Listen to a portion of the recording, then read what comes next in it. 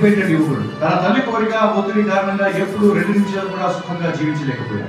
ఇది నిజమే. ఇంట్లో పెద్దవాళ్ళు చిన్నవాళ్ళ బాధ్యత తీసుకోవాలి.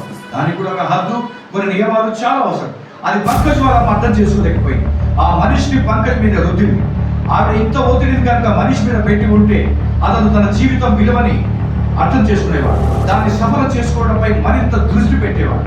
ఈ విధంగా ఆవారాలు తిరుగుతూ నేరాలు చేయడానికి బదులుగా ఒకవేళ ప్రతి నిర్ణయం మంచిదే అయ్యుంటే పరిస్థితులు వేరేలా ఉండేవి.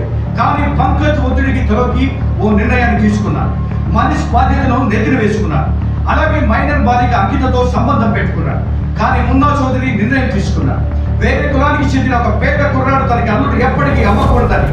దాంతో దీపు నిర్ణయించుకున్నాడు తాను పంకజ్ హత్యలో భాగస్థుడు కావాలి. ఈ తప్పుడు నిర్ణయాలన్నీ కలిసి ఒక అమాయకుడి ప్రాణం తీశాయి. కొందరినేమో నేరస్తులను చేసి వదిలారు.